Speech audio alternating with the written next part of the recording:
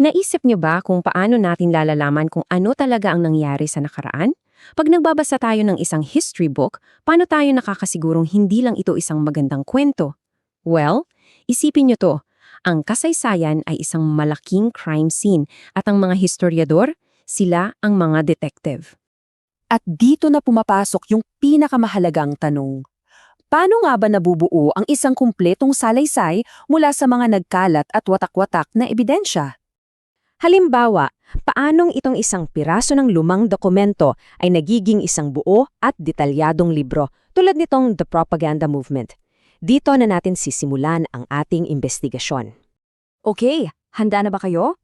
Bubuksan na natin ang toolkit ng mga detektibe ng kasaysayan. Ang tawag sa kanilang pamamaraan ay historical method.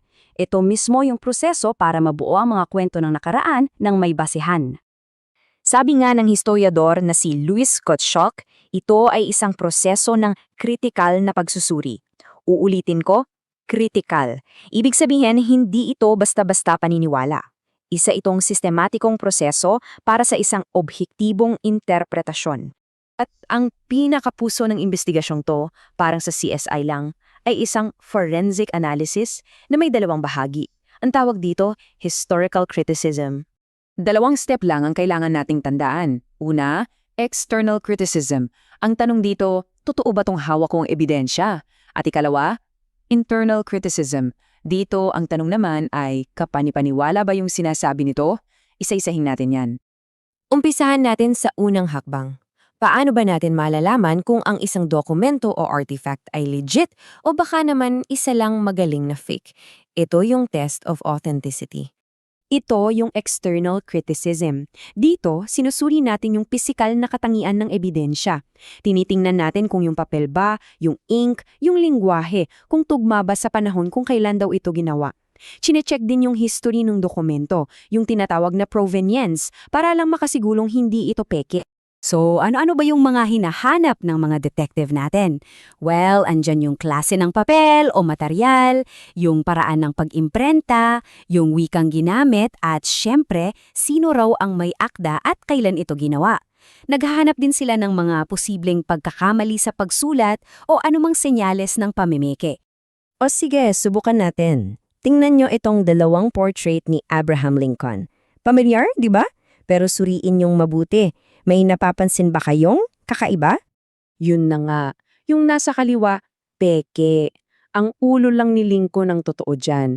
Yung katawan, sa ibang politiko yan, kay John C. Calhoun. Ito yung perfect example kung bakit sobrang importante ng external criticism.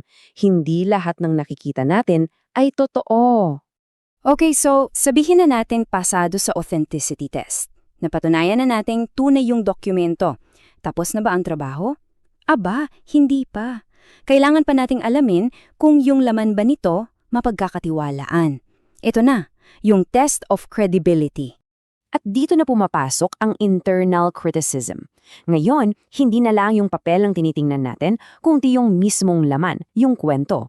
May mga pagkakamali ba? O baka naman sadya itong binago para magpalaganap ng propaganda? Tinitingnan natin yung motibo ng sumulat at yung buong konteksto para matimbang kung gaano ito ka-credible. Oh, eto. Perfect example. Yung dyaryo, pwedeng totoo, authentic paper, authentic ink. Pero yung balita na may alagang T-Rex ang mga Nazi, medyo malabo ata, di ba? Pinapakita nito na kahit authentic ang isang source, hindi yan automatic na credible na rin ang nilalaman. Okay, so, nakatulot na tayo ng mga ebidensya na na-verify na nating authentic and credible para mga piraso na yan ng isang malaking puzzle. Ang susunod na hamon, paano natin pagdudugtong-dugtungin ang mga ito para makabuo ng isang malinaw na kwento? May isang magandang quote si E.H. Carjan. Ang kasaysayan daw ay parang prutas. May hardcore of facts, yung matigas na buto ng katotohanan, pero napapalibutan ito ng pulp of disputable interpretation. Galing lo? Ibig sabihin, yung mga datos, hindi sila nagsasalita para sa sarili nila. Kailangan pa rin ng isang historiador para bigyan sila ng boses at kahulugan.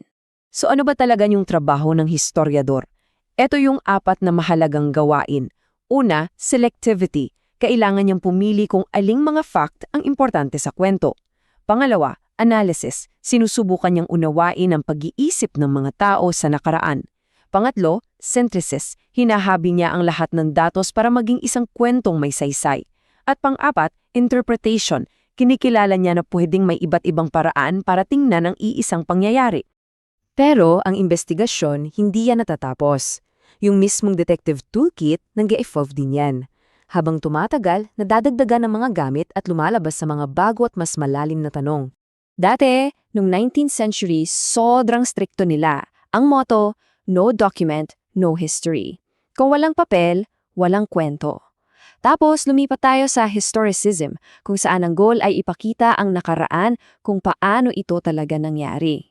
Sumunod ang Annales School na tumingin sa pang-araw-araw na buhay. At ngayon, mayroong ng History from Below, kung saan hinahanap natin yung boses ng mga karaniwang tao sa mga official na tala. Ngayon, ang lawak na ng toolkit. Nandyan na ang archaeology, linguistics, at kahit oral history para marinig ang mga kwentong hindi nasulat. Pati artificial intelligence o AI ginagamit na rin.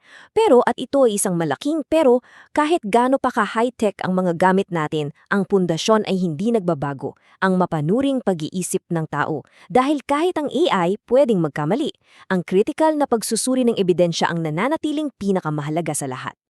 Kaya kung ang kasaysayan ay isang walang katapusang detective story, iiwan ko sa inyo ang tanong na to.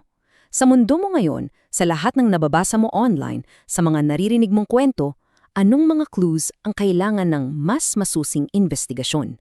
Dahil itong detective toolkit, hindi lang to para sa nakaraan, sandata rin natin to para maintindihan ang ating kasalukuyan.